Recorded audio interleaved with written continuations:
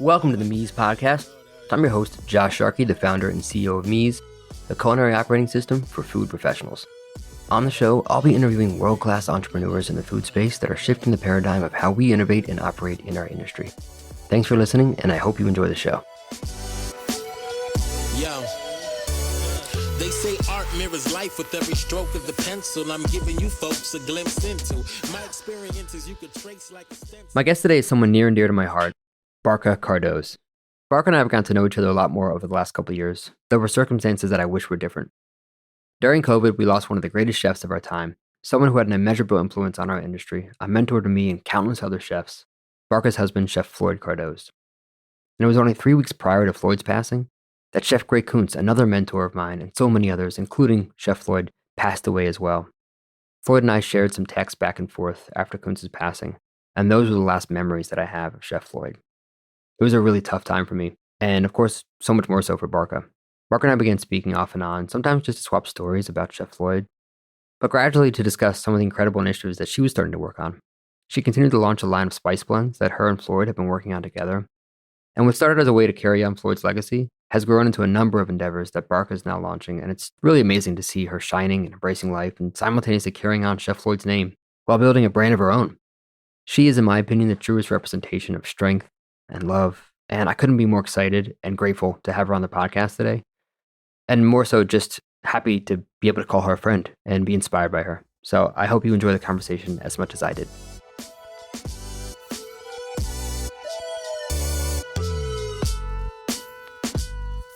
This podcast is brought to you by Mies, the culinary operating system for food professionals. As a chef and restaurant owner for the past 20 years, I was frustrated that the only technology that we had in the kitchen was financial or inventory software. Those are important, but they don't address the actual process of cooking, training, collaboration, and consistent execution. So I decided if it didn't exist, I'd do my best to get it built, so the current and next generation of culinary pros have a digital tool dedicated to their craft. If you're a chef, mixologist, operator, or generally if you manage recipes intended for professional kitchens, Mies is built just for you. Organize, share, prep, and scale your recipes like never before, and get laser-accurate food cost and nutrition analysis faster than you could imagine. Learn more at www.getmies.com.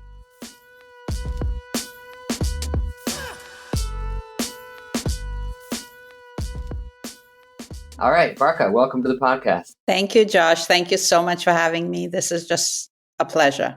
I'm so excited to have you here.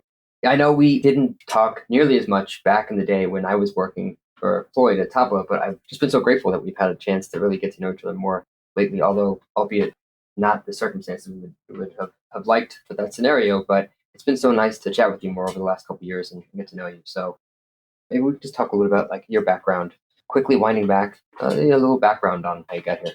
Well, so I grew up in Bombay, Mumbai, as it's known right now, but when I was growing up, it was Bombay. I went to culinary school. I went to, as we would call it, the catering school in Bombay. That's where I met Floyd. I did cooking for a bit. That wasn't really where I wanted to be. I loved cooking. I loved eating. But I think it was more of like the front of the house that fascinated me. And so I always thought that that was where I was going to land. Fast forward, my mom bought me a ticket to come to the States to visit and come and stay for a bit with my sister who lived in New Jersey at that point. This was in 1988. And so I was 24 years old when, without realizing the gravity or the seriousness of what I was doing, I just packed a suitcase. My dad was kind enough to give me, I think, $500 because that's all you were allowed to bring in officially into the country at that point. And I had no idea what I was doing. And I just showed up in New Jersey. In my mind, I'd come with the intention of staying for a month or so. And when I came here, I realized like there was so much that was available to do, to see. Started working at a jewelry place. There was some family friends that had a jewelry stall in a jewelry exchange place, and I worked with them for a bit. And then eventually, I remember my first trip to New York was on my own. My sister put me on a bus and said, well, this is how the streets run, this is how the avenues go, and told me where I was going, what street, what avenue, and put me on a bus from Montclair, New Jersey to New York City to go meet with someone to do an interview for a job as a receptionist in the garment center. And now when I think back, I was like, what were you thinking? How did you just get on that bus and just go? No phones, no idea where I was going, naive as hell, never been to New York City. But I think, when you're 24, you're fearless and you think you own the world. And that's the mindset I had. And I went for this job interview.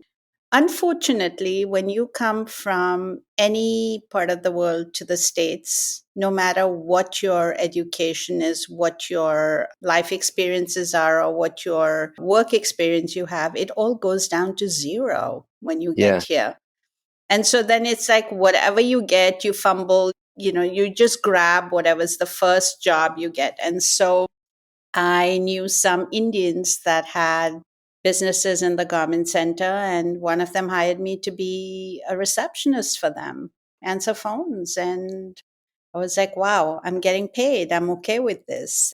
How does it feel, coming to America and just knowing that whatever you learned, studied, or became proficient at in the other country just is wiped away here? I can't imagine what that feeling is. There's two ways to it. Your first reaction is like, what the hell am I doing here? Why am I not going back home? Especially when you come from families where you don't need to be here. You're not here because there's no other way out. It's a choice you're making and you're coming here. So that's very different. But I think what it does, it also makes you stronger mentally to say, watch me. Yes, I'm going to be a little late to the party, but watch me, I'm going to show up. And I think that's what that did for Floyd and me. We both came here with work experiences, having skill sets, and we literally had to start from the bottom. And I think that makes you proud because you realize this is the only country in the world that, yes, it kind of pushes you to the base, to the bottom, but it also provides you with space to grow. And I think that is what we took away from it, is that, yes, we started out late, but we got the opportunities. It's there if you want it. Yeah. It's not easy. It's not like it comes with, a bunch of roses by the side to say like, okay, here, welcome. No, it's hard. They push you. You get pushed in every direction, but it just mentally it makes you stronger. And I'm always grateful for that. Yeah. There's really, I guess there are substitutes for it, but anything that puts that chip on your shoulder and reminds you, this sounds harsh, but like none of us are special, right? We all have to prove ourselves is helpful, but I can't imagine it still must be, tough because I'm sure you worked really hard before you got to the States. So you took a job as a receptionist, wandering into the streets of New York, and then somehow that carried you on to, meeting Floyd again and getting into whatever you guys got into. So I'd love to hear more about what came next after that. I met some really good people along the way that were friends of my sister and, family friends, because when you come here, 2.5 people and you always gravitate to your own because there's a comfort of not having to explain yourself. I remember when I was working at the jewelry place, everybody would walk in and say, well, isn't your name Barbara? And I'm like, no, it's Barkha. And it's like, well, but it's so difficult for me to say Barkha. And I'm like, well, if I can say Peter or John or Mary, why can't you make the effort to learn my name? And it started with that. So there was always that pushback of you're different. Mm-hmm. What are you doing here? There were some that at that point were not very nice. There were a lot of people that were just scared and curious to say, like, you're different. And I think that was the biggest factor of adjustments. And of course, the usual cookie cutter that you get is, oh, how did you learn to speak English? You speak so well. And it was just stuff like that. That was, in the 80s and 90s, that was a thing that because there was a lack of awareness, there was a lack of exposure. And unfortunately, that showed up in almost being ignorant. Well, not almost. I think there's certainly an ignorance there that we had. Yeah. And Floyd and I happened to meet again in the States through common friends that just told me, oh, there's a friend of mine that's working here that went to the same school that you went to. And would you like to meet him? Like, I can give you the number. And I'm like, Floyd and I are good friends. Yeah, I'd like to, because it's one more person that I know in my like big group of 5. I'll take a 6th one in. Yeah. And we just started hanging out with the other friends that we had from cooking school. And a couple of years later, we started dating and got married. And Was that when Chef was at L'Espinasse or before that? no. He was working for an Indian restaurant in like the 120th Street or something like that. Then he worked for the Taj group of hotels at their restaurant Midtown called Raga. It's an amazing, beautiful Indian restaurant with artifacts from India, and in that amazing way of what Taj does everywhere. It was just brilliant. He worked there as a sous chef. We got married while he was there. Wow. And then L'Espinasse happened after that. We got married in 1991 here. We had 2 weddings the same day. We had an Indian wedding and a church wedding because I'm Hindu and he's Catholic. And so we did both the ceremonies on the same day so that none of the parents, either his mom or my mom, would say like, oh, your wedding anniversary is this date or that date. We were like, we're just going to squash that right here. We're going to do. So we literally, like fools, did 2 ceremonies on the same day. That is nuts. It was crazy. So you 2 were friends for a while and then you started dating. So who instigated that? We were really good friends when we were in cooking school. And the fact that we came from 2 different religions, you never went that space of like, okay, I like this guy. He always used to say he really liked me, but I was Hindu and I was like, it didn't even go through my head that, oh yeah, you could be interested. I liked him as a friend and we were very, very close. When you come to this country, like I said, you're lonely, you're on your own. You realize that you gravitate towards your own. And that's when you realize it's not about religion. It's not about culture. It's your upbringing. It's the familiarity of he gets me. He gets where we grew up. We know, what our homes are like and stuff. And so that friendship got stronger. There was a lot of loneliness and there was a lot of being on your own. And so it was like, great, you have a companion, you have a friend that you can hang out with. And that gradually made you realize like, relationships start with friendships. I think that's the big thing that helped us was we were good friends forever. Yeah. And from that came that love and that attraction and that respect.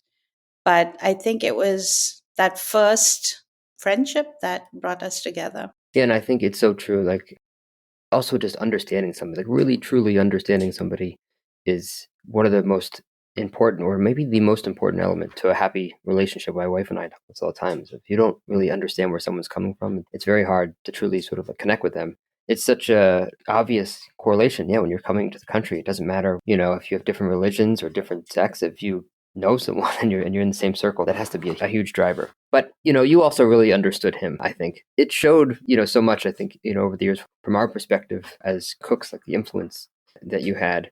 I'd love to maybe just chat a little bit about that. We're sort of fast forwarding a bit. Obviously, I met Chef Floyd at Tabla when I was working there as a cook. You and I didn't really meet that often. I think we maybe met once or twice. But it was pretty clear, like for all of us in the kitchen, like there was this other influence on Floyd for the culture and the food. Did you all talk about dishes at home that might be on the menu, or talk about the team or how he was running the kitchen? Were those conversations that you 2 had? Floyd didn't talk much. I don't know if you realize that. Floyd was very quiet. At least at home he was. And I'd always have this joke with him with like, you don't talk. And he's like, well, someone's got to listen. And I'm like, okay, because I love to talk. It's like I could talk from here till eternity and there'd still be more to say. When we first started dating and when we got married, we realized that this is such a difficult, hard business on relationships because you're always gone.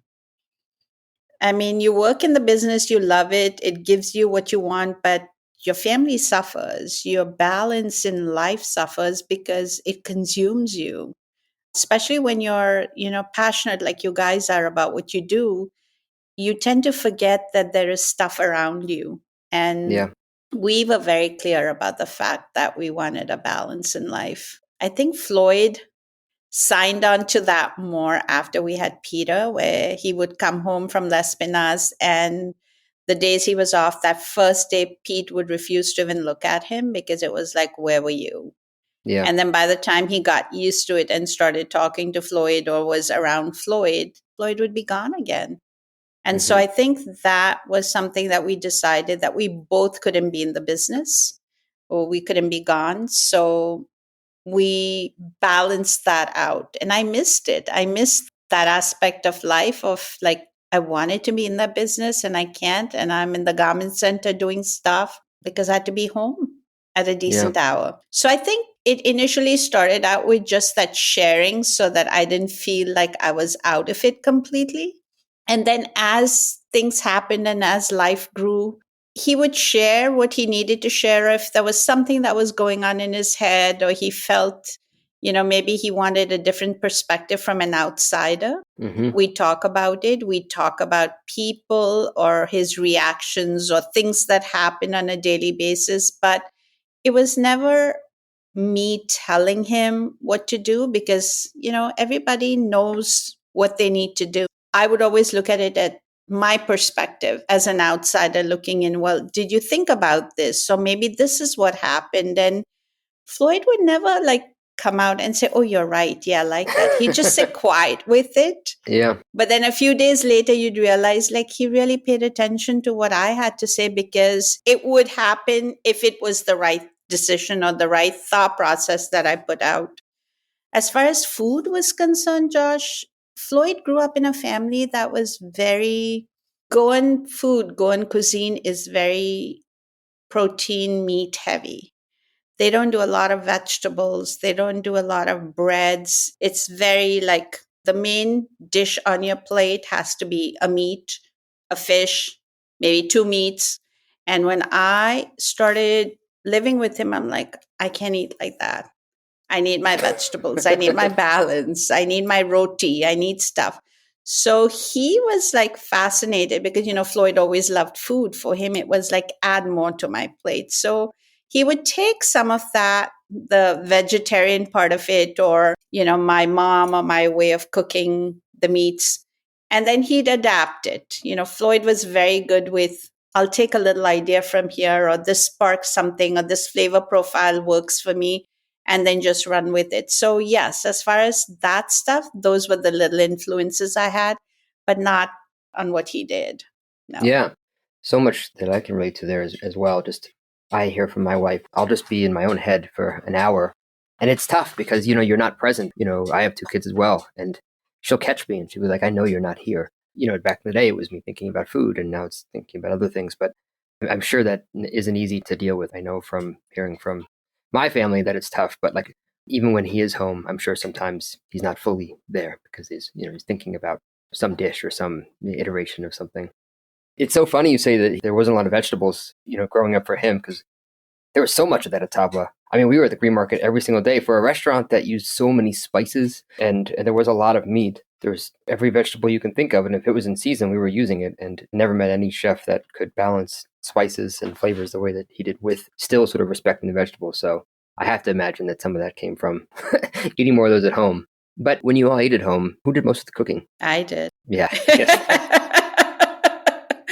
I did. I cooked Monday through Friday. When we first started out, it was I would do 2 meals, Josh, for dinner because the boys refused to eat Indian food. Really? And Floyd wanted only Indian food. That's so funny that he also, I would have thought that Floyd coming home would have been like, give me a burger, give me a sandwich. No. Oh, no. Burgers and pizzas were snack in Floyd's head. Floyd's meal was his meat curry, his rice or roti. He wanted to have a vegetable with it, or dal. It was a full blown Indian meal every single night and no leftovers. So you did all the cooking. Floyd did the dishes? No, he didn't. I'd always laugh and tell him even when he cooked, when we had weekends, he would cook because he loved cooking. He loved feeding. So he would cook for the boys, he'd cook for me, and then I would say, like, can you not cook? I bet there'd be like 400 pots, right? And he's like, why? I said, you have to bring someone from the restaurant to help me wash these dishes. That is the problem when we cook at home is we use every single pot and pan. And okay, so it wasn't just him, it's all of you. No, it's just, part of the course. But I'm 99.9% sure you guys were not eating at home the way that tabla upstairs was. But no. I have to imagine some of like what we cooked at the bread bar, or maybe even at Powwow or something, was somewhat similar to some of the stuff, you ate at home. We did. But, Indian cuisine is so different in every home, in every part of the country that you go to. It's very different. You will never, ever get tired of Indian food if you travel in India, because every state has their own ways of making the same vegetable, the same meat. It's just flavor profiles and techniques change. So when he came home, it was my way of cooking. It was what I grew up with, what I like to eat. And you almost are very mindful of it not being, at least we were, not being fried, not being greasy, not being heavy. It had to be light flavors, also with the fact that we were eating so late. Yeah. By the time he came home and then he'd, unwind, have a drink, and then sit down to eat, we never ate early. What time were you eating? Oh my God, really bad. 9:30, 10. The kids too? No, the kids would eat. Earlier? The kids would be in bed. Kids would eat at 7. And that's why it was like half the time they were like, so I'd make them, like pastas or put like a grilled chicken together or something. But then one day I was like, okay, this is it. I quit. I'm giving up my job of being a mom. And they were like, why? I'm like, I can't do this. I can't work full time, run kids to sports, and then cook 2 separate meals. Like there'd be days when Floyd would call me on his way out from Tabla and say, I'm going to get the car. And I'm like, I have an hour, 45 minutes to an hour. And then I'd start cooking his meals. And it was impossible. Yeah. So then the boys and Floyd had to sign a pact where twice a week, Floyd had to eat something that wasn't Indian. And the boys would say, okay, for 2 days or 3 days of the week, we'll eat Indian food. And that's how my life got a little easier. But yeah. Still not easy, I'm sure. Wow. Well, I mean, you were talking about Indian food, and obviously like saying Indian food is like saying Mexican food. There's so many regions that, Goan food is completely different than what you get in Bombay or, Kashmir. But, in America, like what do we get right about Indian food? It's obviously grown a bit in the last 20 years. Is there anything that you feel like we get right about it in America? It's exciting. Americans have finally realized that Indian food is not just your chicken tikka masala and palak paneer. For no fault of theirs, that was what they were exposed to in the 70s and even like up to the mid 80s, late 80s. When I came here, if someone asked me, where do you go to eat Indian food? I'm like, home. I won't eat out because that's not the Indian food we eat. They thought it was greasy and it was spicy and it upset your stomach. And I think they finally realized that that wasn't Indian food. And I think it's more because of the exposures that we've got from travel from the UK, because UK has such a big influence on how the rest of the world looks at Indian food. They're always steps ahead with, what they are ready to try. I think in the past, I want to say like 5-7 years, Indian food, Americans have opened their hearts and minds to spices, to not be fearful of eating it, to different things that there's always like, a chaat is just street food, it's just appetizers, it's just fun stuff. Then you're going down to eating different kinds of cuisines, whether it's a South Indian or a North Indian. It's not just one type of Indian food, which is just your the Mughlai, as we would call it, where there was a lot of butter and cream and it was just meat heavy, and it was maybe 2 or 3 sauces or curries that were made, and then you just threw in different proteins. They've realized and they expect, and they're almost asking for more flavors and more cuisines of India, which is what is so exciting. It's so much fun to watch because they're not asking you to dumb it down anymore. Yeah. And that's what they're getting. I really hope that that continues, and that sort of myopic view of what Indian food is, in the same way that, we viewed Chinese food or Mexican food, that there's one sort of monoculture of what the food is and a couple flavors that are everything. And I hope that the country can start to embrace that more, because, working for Floyd, we would see so many different, I didn't know what hyperdab was, or, any of these other regions, or how the food was so vastly different from one to another. And it was, it's so similar to, it's to any country. Any country. Italian food is not the same in Bologna as it is in, in Naples or in the north, in Piedmont. And it's the same thing in Oaxaca versus Veracruz versus, Sonora, and India is no different. So, what's your outlook on how much Indian food can sort of grow and be embraced in the States? Oh, just watch. I am so looking forward to the next 5-7 years to see. And it's not just going to be mainstream in the big cities, because that happens. No matter what you do, that happens because people, there's more exposure. But it's when you go into the small cities and you go to these mom and pop places and you know that they are not cooking for Americans, for an American palate, but they're cooking to let you see what Indian food is about. And that is the change. Yeah. It's us being ready to just own our own culture, own our own spaces, and be proud of it. Because when you do that, you come from a lot of authority, you come from a lot of confidence, and it literally goes out in ripples to people coming in to say, okay, I'm going to eat your food.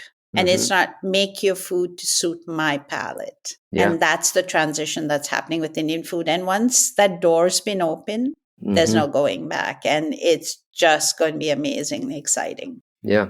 I think it's undeniable to say, and I'll just say it, I'm sure you would probably agree, that Chef Floyd was a huge part of opening that door. And if it wasn't for him, and, as a cook and working for Floyd, I know Chef as just an incredible technician and an incredible leader and mentor and just a great chef. I didn't even think about, that he makes really good Indian food, but he's just, technically one of the best craftsmen that I've ever had the pleasure of working for. And it took that type of person with that type of passion and vision and also just courage to go and do that thing. And he opened the door for everybody now that's doing it. And I don't think you would have chefs like Chintan and all these incredible chefs that are doing this now if it wasn't for Chef Floyd. So, it's just a testament to what legacy he's leaving for the rest of us.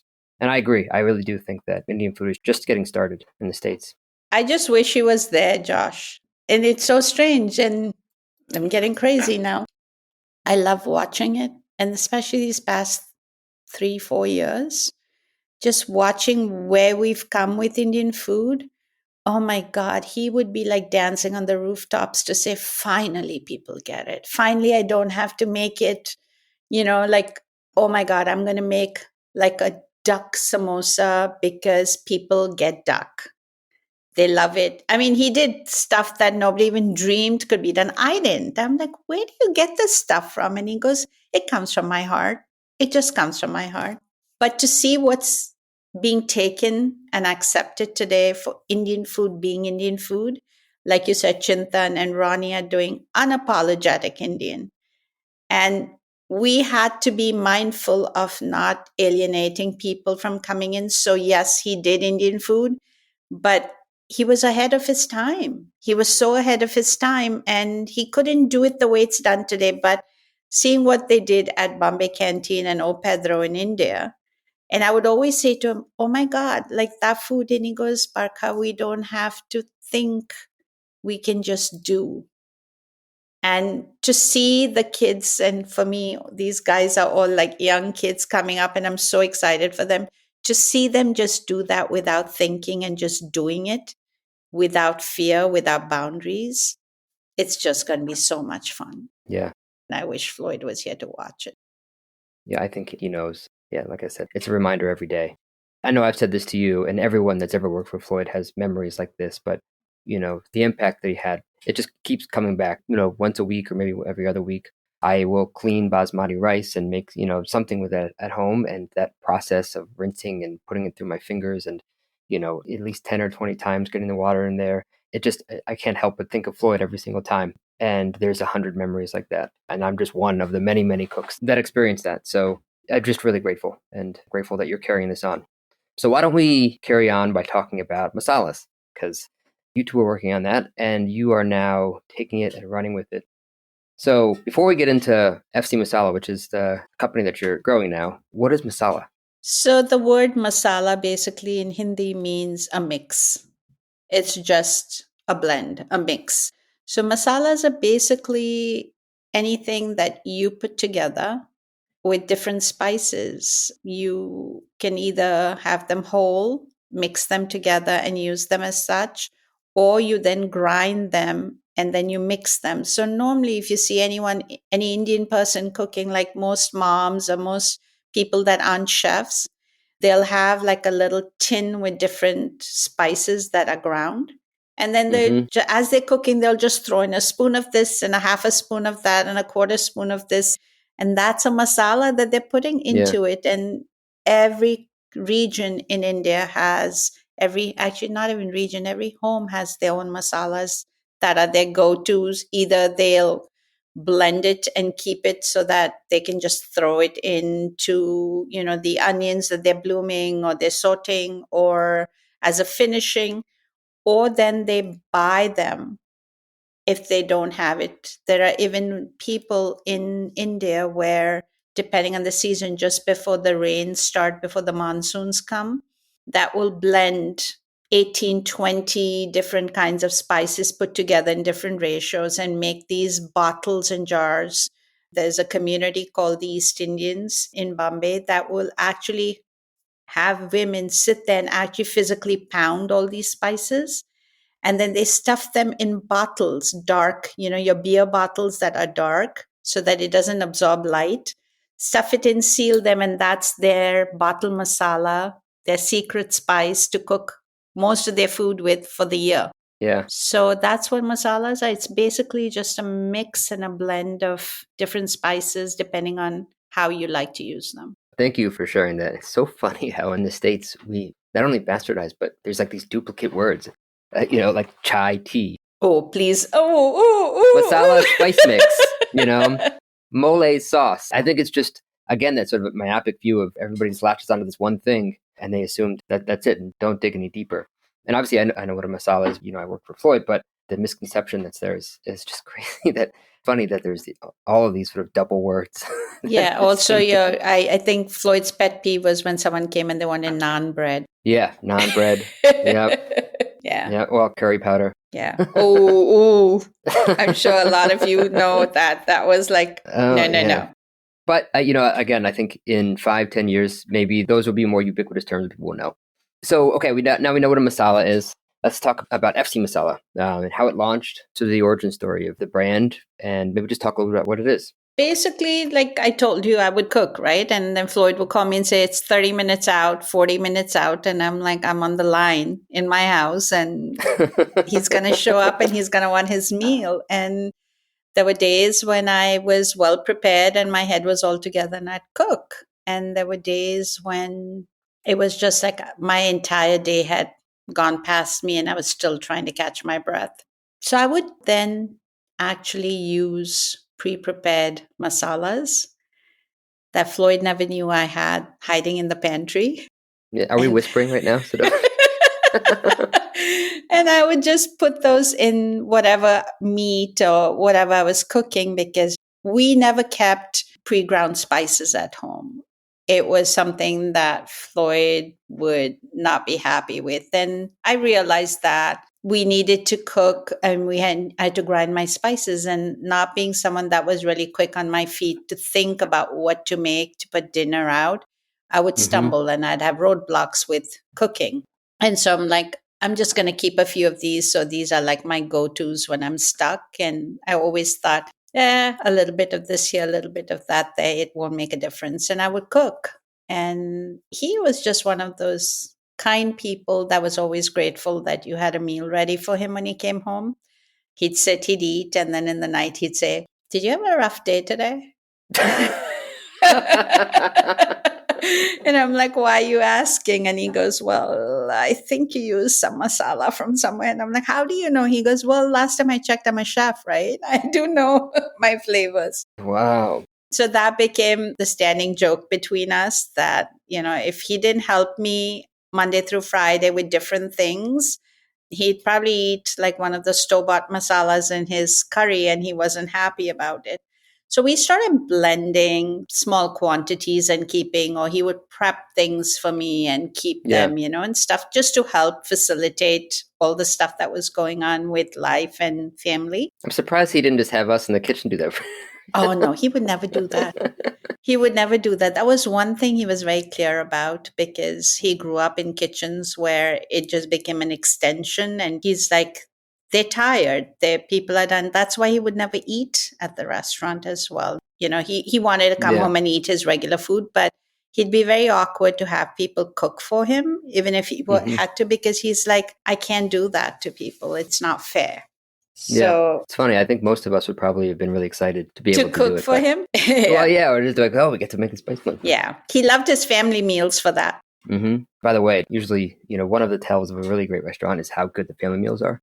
And he let us go wild. I remember I learned so much about mole. At the time, we were in this Indian restaurant, but I started getting really into Mexican cuisine. And he let me kind of spend way too many hours digging into, how to make mole and all the spices. I remember a few times when he was getting really excited because he would see all the individual spices that we would be toasting for the mole, which this was a mole de jico at the time, but that we were making, but I was making for a family meal. I remember he was like really excited about it because there were so many parallels, but he let us do so much of that. I remember curing guanciale in the cabinet because I was making charcuterie in the mornings before I came to work. And he was just, so gracious with like letting us explore and do things outside of Taiwan cuisine for family meal. And I never forgot that. But that was learning for him as well. Yeah.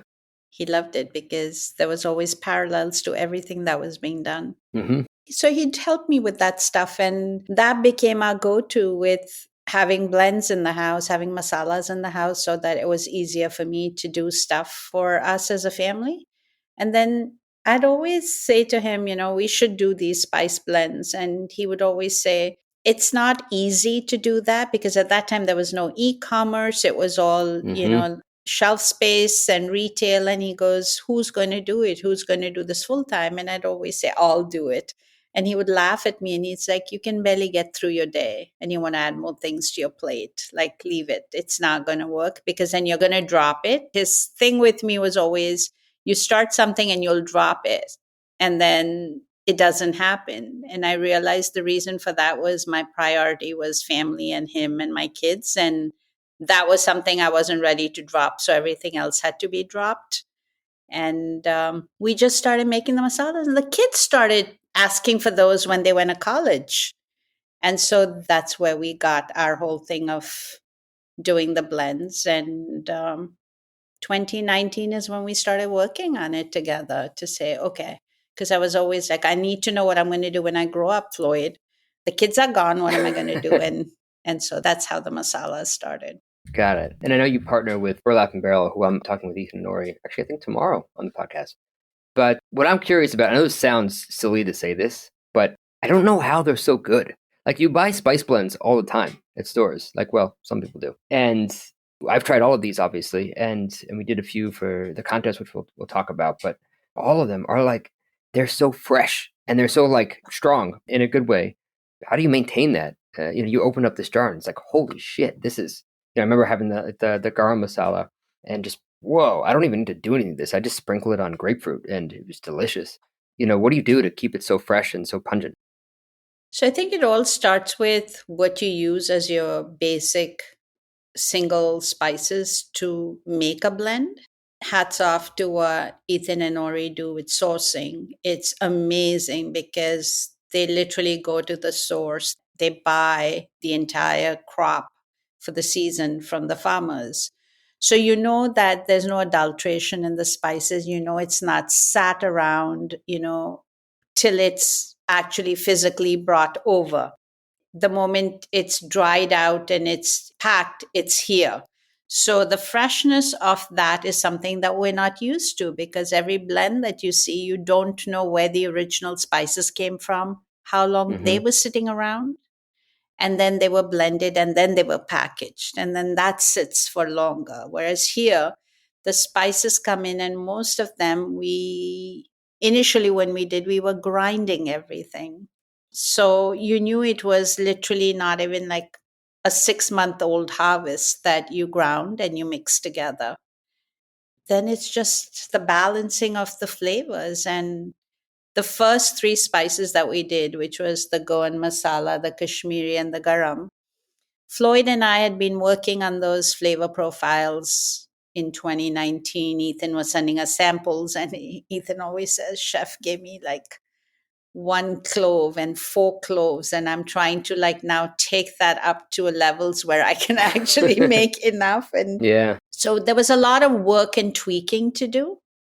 And Floyd had started to do that. And then unfortunately, 2020 came and Floyd passed away. And then the first time that we did the actual blending, I went upstate with Ethan and Ori, and this was around August or something, and we were doing the blends. And the machine that was supposed to come to actually blend the masalas didn't show up because it was COVID.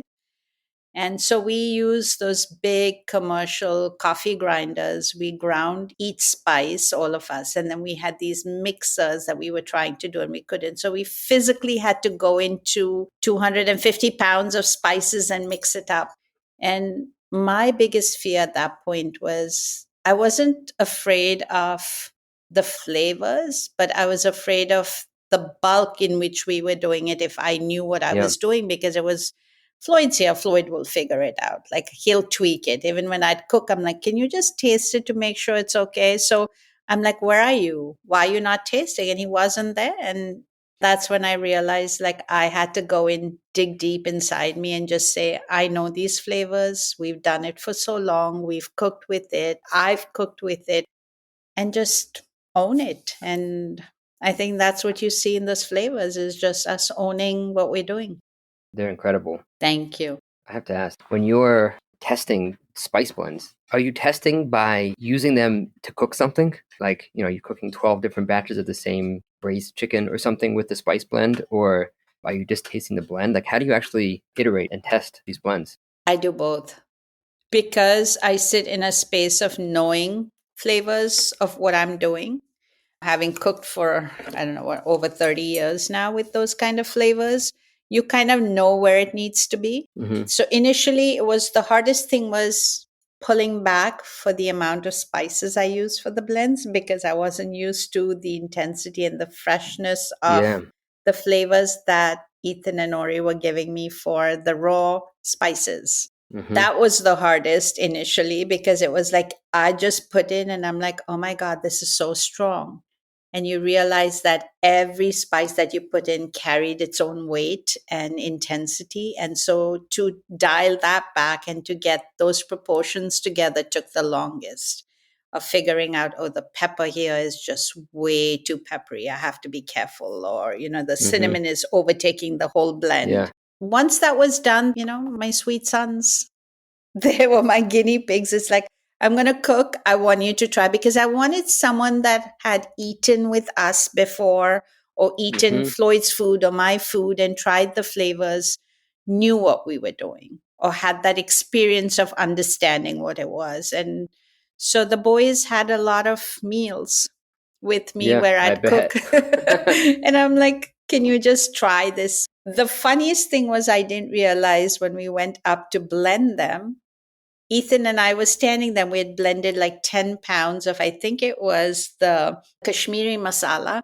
And he told me, can you tell me if this is okay? And I'm like, I don't know. How are you asking me? And he goes, well, you're the one that's making the blend. And I'm like, I don't know how to taste it. We're in this warehouse. We're in this space where I don't have a pan. I don't have oil. So he literally took water and he blended the masala in it. And he goes, now taste it. And I tasted it and I'm like, Ethan, you don't taste masalas like that. And he goes, well, we don't have a choice. We have to do this. And I remember sitting there and just like consciously just closing my eyes and saying, okay, what flavor profiles am I getting? And we tweaked on based on that and it worked. It worked. So you learn. Yeah.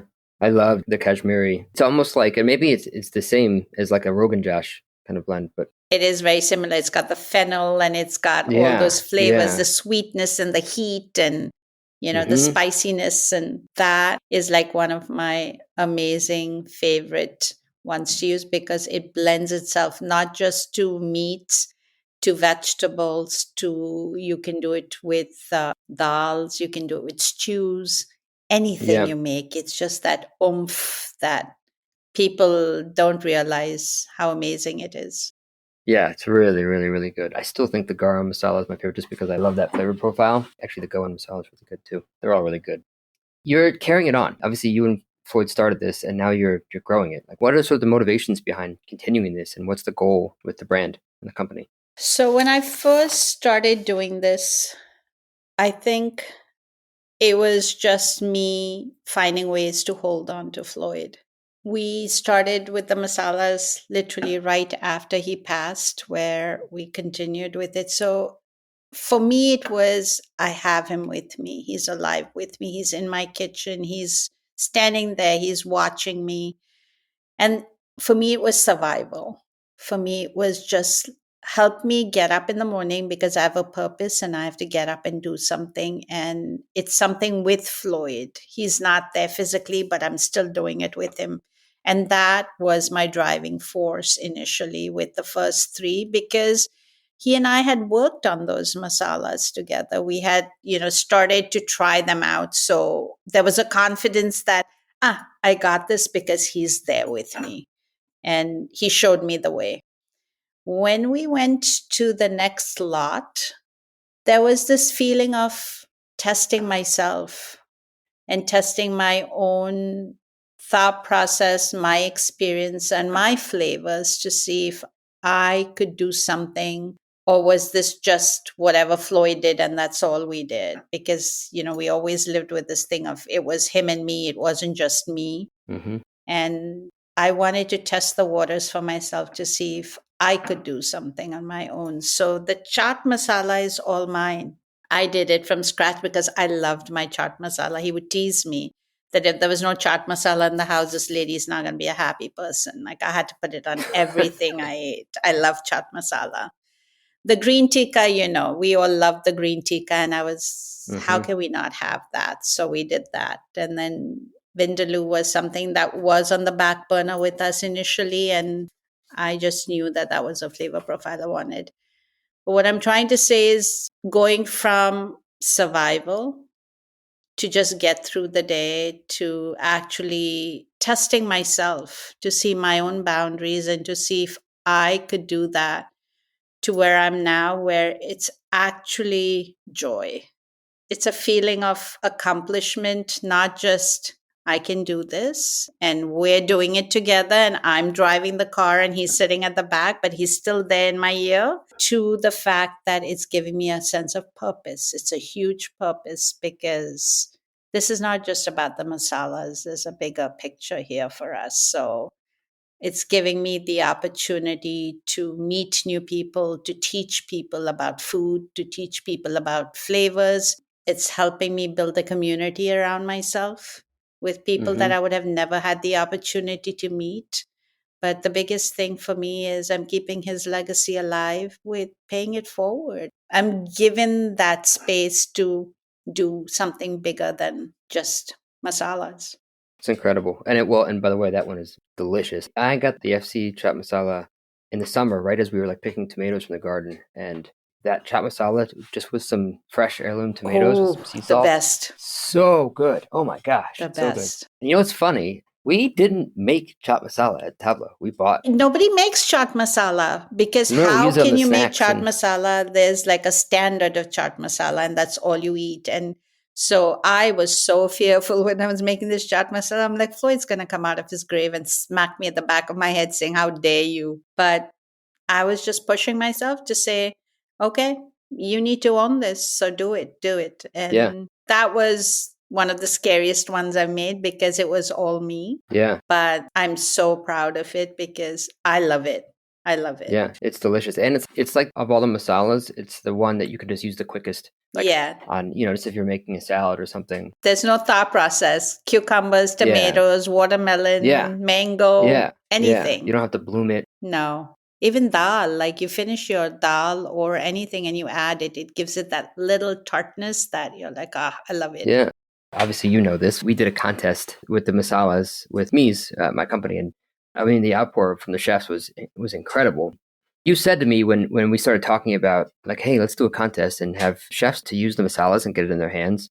And I remember you said to me, I asked you what do you want to accomplish from this, and you said that you just want to carry on chef's name.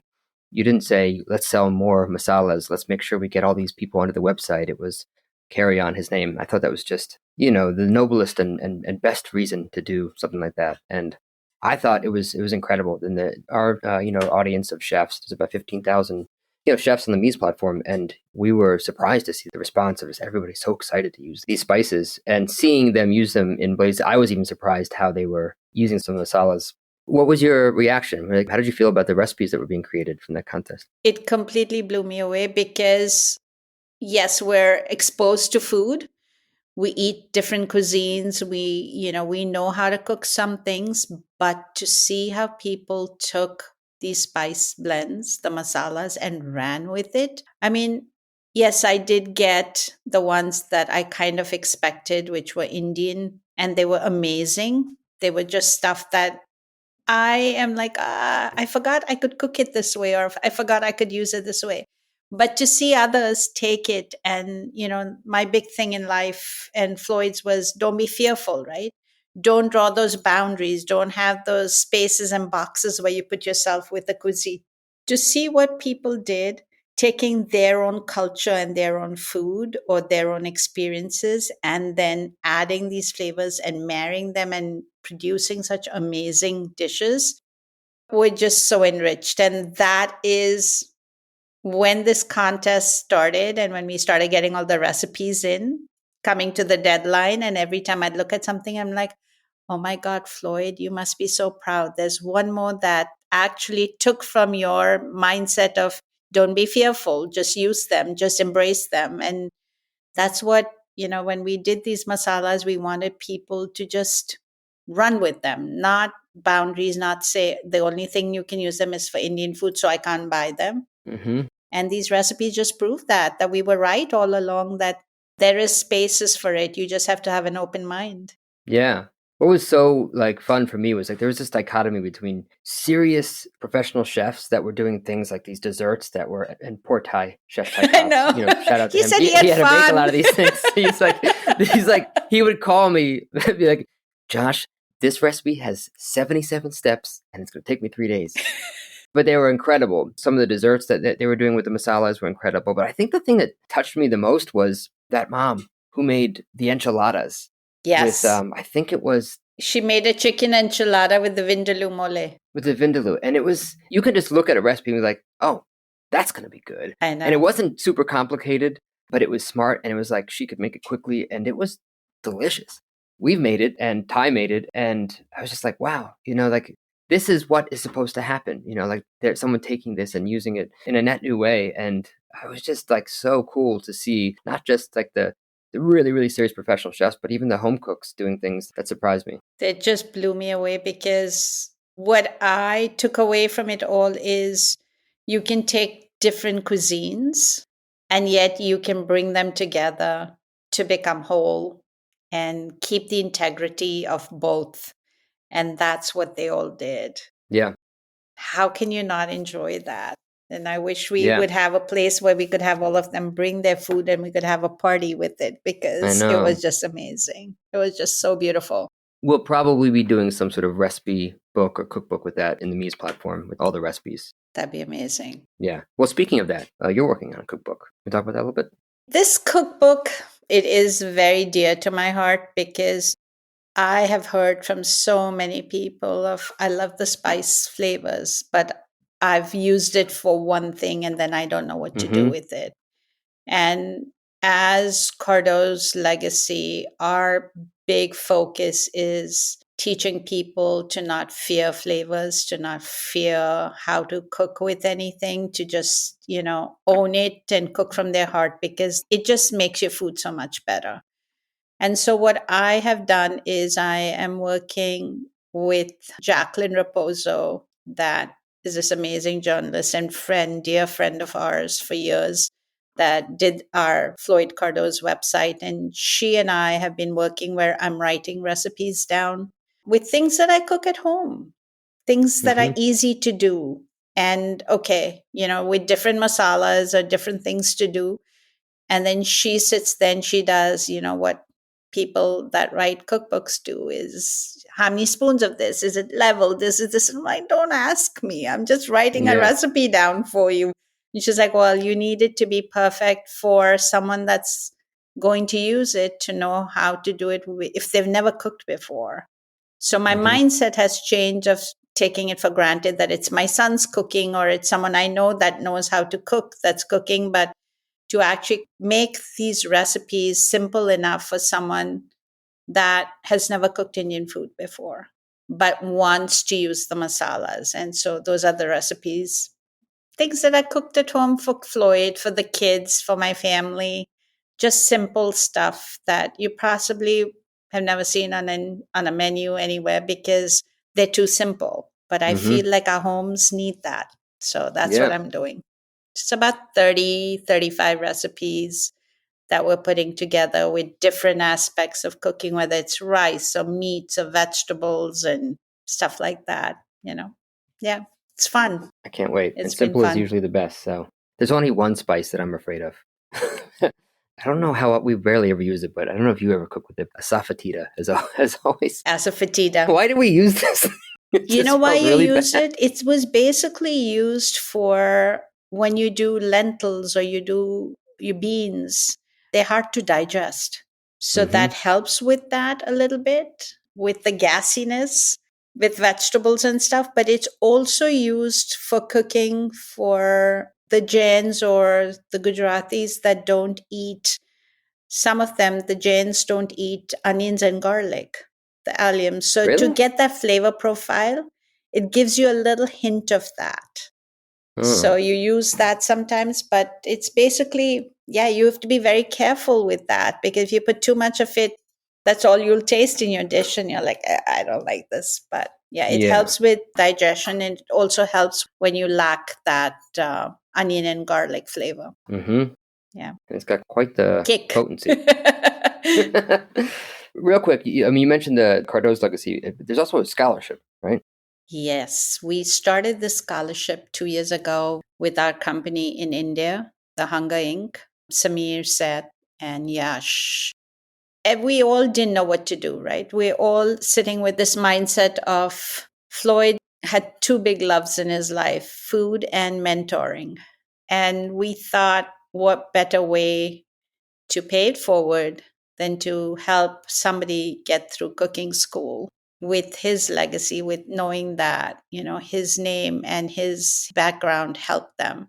So we started this 2 years ago. The first one, because it was still COVID, we did a small private dinner and we raised money. We sold tickets for a dinner that our chef Hussein, amazing kid, so talented, he cooked. And he tried to do some of the dishes inspired what Floyd had done at Tabla. We sold out that dinner with people that ate there, not only paying for their dinner that night, but saying, what else do you need from us to do this? And we teamed up with the cooking school that's in Manipal. It's called Welcome Graduate School of Hotel Administration, because most of our chefs and a lot of the staff in Bombay that work with us at the restaurants are from that school. And that school is just amazing with what they do with the kids. It's a 4-year course, and we have started to put one student through that. He just actually messaged me in January. He keeps in touch with me on WhatsApp. And he messaged me in January to say he had got an internship in Phuket Wow. to go. And he said, I just want you to know I've never been abroad. Even when we did the dinner, we had him flown down from Manipal, and that was the first time he'd gotten on a plane.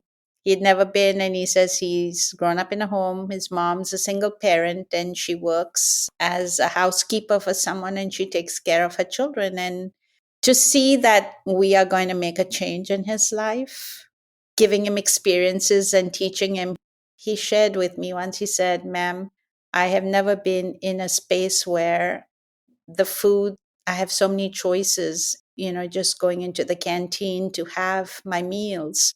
I have never had this kind of experience or a place where there's so many choices and things we take for granted." Yeah. So I feel like that is what we're going to do every year. We're going to build on it. It's been hard for the past couple of years just because of COVID and the restrictions of what we can do, but we do an event around Floyd's birthday in October, early October. October 2nd is Floyd's birthday, that we tend to do a fundraiser then, and that money and then whatever other donations we get. And we're going to keep doing this for as long as we can because it will make a difference. Yeah. Well, is there a way, like how can people help? I can get details and give it to you where we can, people can make donations. There is a link that I will get from the restaurants in Bombay in Floyd's honor that we have set up, that if you can't attend, you're welcome to donate towards it. Because when you see someone talk to you like that and tell you like, my family is going to benefit from this and I'm going to carry. And he said to me, he said, "I never met Chef Floyd and I wish I had, but just remember, everything I do, I will always think of him." But what better way to honor the man that loved to give and mentor? Yeah, absolutely. You started FC Masala to carry on Chef's legacy, and obviously now you're continuing it really to grow yourself. And I think so much has changed for you in the last couple of years. Obviously, I think you've talked to me about trying to live more in the moment, finding joy. What's next for you now as you're sort of moving this brand forward and this next phase of your life and your career? I started out living my life with Floyd with, what does Floyd need next? What does he need me to do? With him gone, it was a reality check to realize that I hadn't even looked inside me to see who I am and what I do, because I was so caught up in stuff, in the future, in life, in the kids. And we all do that because that's the way life, pulls you in different directions.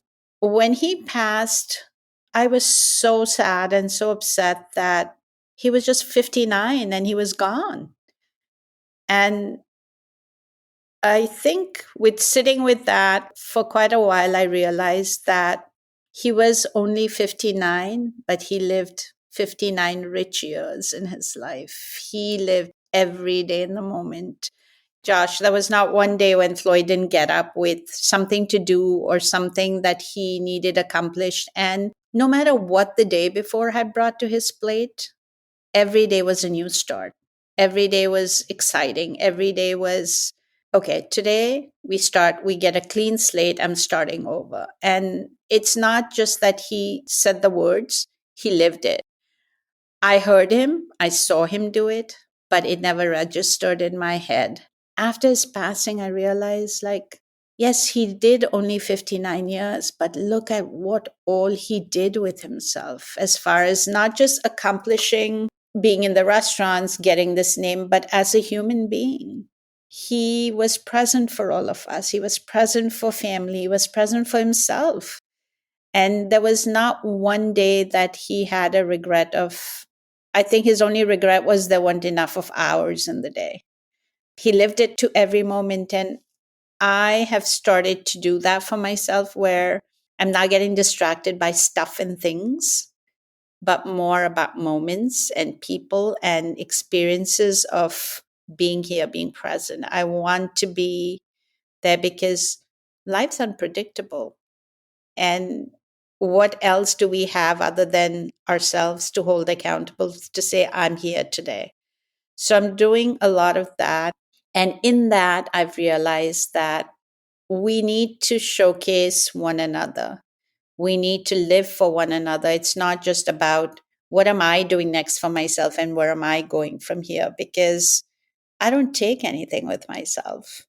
but I can leave a legacy behind. And we see that with Floyd. So I've started to pay more attention to people around me, women around me that are entrepreneurs, that are starting out, that are young, that are older, that are doing stuff. And I want to showcase them in whatever limited way and space I have, because I feel like we need to own our own. We need to own our spaces as women. We don't have that big space. We don't have a lot of people pushing us forward or helping us do more. And that's what I want to do. I want to make sure that I'm holding hands with everyone around me and showcasing them and moving them forward in my own way, in my little way that I can do, because I feel we all need to do that. We owe that to one another. And the biggest thing is paying it forward. We have to leave this world better than we got it. We're doing it through the masalas. Every jar we sell, a part of it goes towards a charity that we pick. Charities that were close to Floyd and my heart, with kids, with education, with women, with cancer, with, we did a lot for people in India when, the second variant came around and there was chaos in India. And I know people lost families and women lost their breadwinners in the house, and helping them start small businesses again. We did all that. So I feel like that's important to me. And that's what I'm going to keep doing. Well, it's incredible. Yes, Chef created some incredible blends, but you are carrying this forward, I think, probably even more successfully than you had thought in the beginning. It's so clear whenever, we speak, and I think anybody meets you, like your graciousness and like how much you care, that carries through to the spices. And you can't have a successful company if you don't have a really clear mission. Doesn't matter how good the product is. If you don't really have some sort of values and vision that you can promulgate to the people around you and to your team, it will never really grow. And I think that's for sure something that you have. I remember you and I were at Chef Kuntz's funeral. Well, not the funeral, but a ceremony that we had with a number of chefs. And I never had like real closure with Chef Floyd on some things that we sort of went back and forth on. I always felt he was disappointed in me for leaving the fine dining world to open up a fast casual restaurant. And we never really had a chance to talk about it. And you didn't really have to talk to me about that, but I think you understood even better than maybe Chef how he really felt and why he felt that way. And there was like this light that was shining of like you clearly like care so much and you want to spread this love. And I'm excited to see how you're putting that into this company that you're building now and everything else that you're doing, because I think you're just getting started. I hope so. I always said I don't know what I want to be when I grow up, and we say that, right? We say that a lot. Because it's, I don't have a job that I'm doing that I love, or I'm not making enough money that I want to make, or I haven't, shown up, or I haven't gone up the rungs on the ladder. And I always felt like I was always missing the mark. I had never done anything that was my aha or my thing to show off, for lack of a better word, because we always validate ourselves with accomplishments. Mm-hmm. So for me, it was so hard because I'd always look at Floyd and say, you got to do all this. You're where you are. And look at me. What am I? And he would laugh and tell me, he says, you are our glue. You keep us together. And I'm like, everybody does that. Which mom doesn't do it? Which wife doesn't do it? And he goes, but for us, you are ours and you're important to us. And I was like, oh yeah, that's your way of pacifying me, because now you don't know what to do with me because I'm like in the space. I've only realized why I didn't do anything then, because I was getting ready for this and I was getting set up for this. And this is my grown up moment. And my grown up moment is about being conscious, being here, and making sure that I do more to keep this alive, because it's not the money. It's not, like you said, how many masalas I saw. Of course, I want to sell more masalas because that's what's going to help us get to where we want to get. But the bigger goal is to make it better for others around me, because we have the capacity. And yes, I carry Floyd's name all the time and I talk about him so much. And I was just asked recently, like, how do people react to it? And I'm like, I don't care. I don't care. This is my life. This is who I am. And it gives me joy.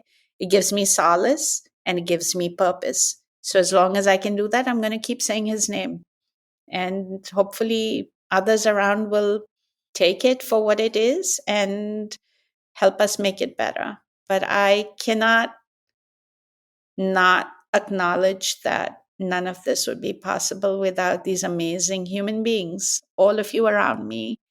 Ethan and Ori and Jacqueline, I think the three of them have held my hand when I didn't know what I was doing and if I could get out of bed. And they've made it a reality. And I'm so grateful to the three of them. Yeah. Well, it's incredible. And like I said, you're just getting started. You have so much more. So I'm excited to see.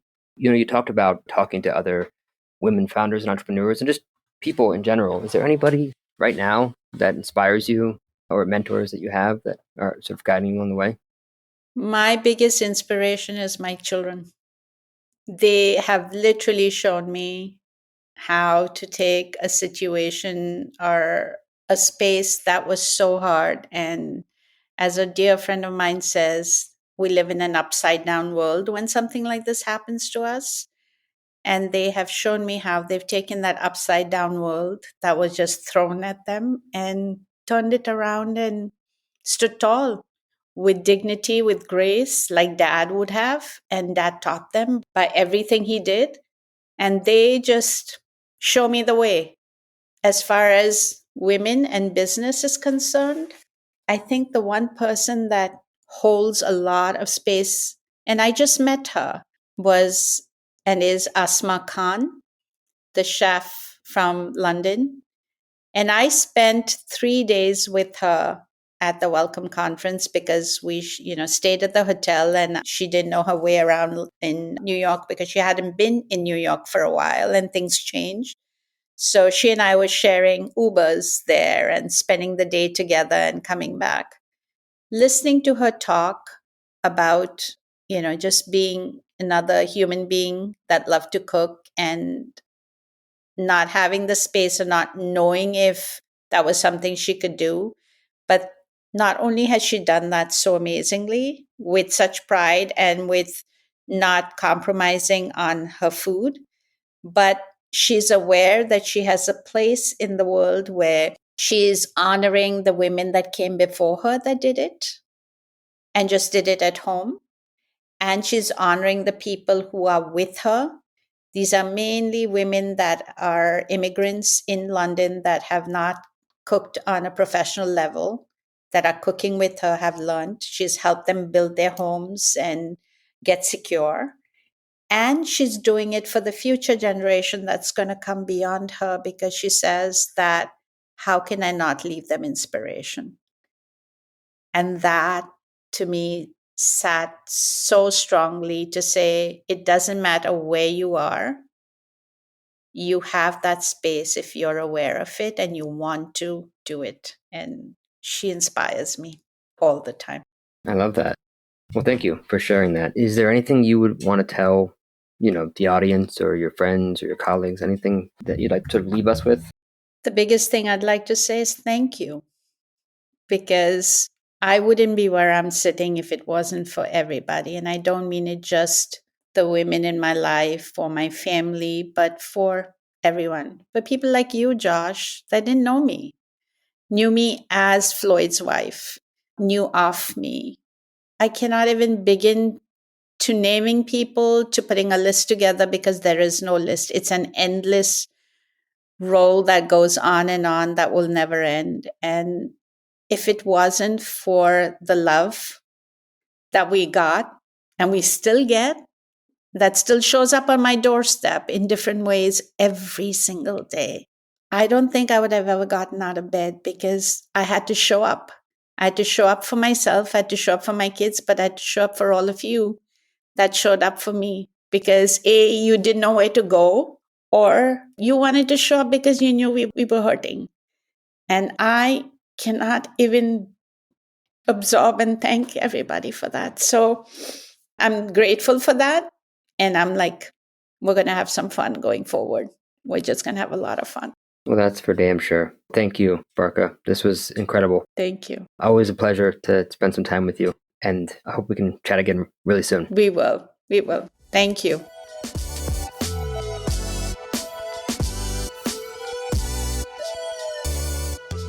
Thanks for tuning into the Mies podcast. The music from the show is a remix of the song Art Mirror by an old friend, hip-hop artist, Fresh Daily. For show notes and more, visit getmees.com/podcast. That's GETMEEZ.com/podcast. If you enjoyed the show, I'd love it if you can share it with your fellow entrepreneurs and culinary pros, and give us a 5-star rating wherever you listen to your podcasts. Keep innovating, don't settle, make today a little better than yesterday, and remember, it's impossible for us to learn what we think we already know. See you next time.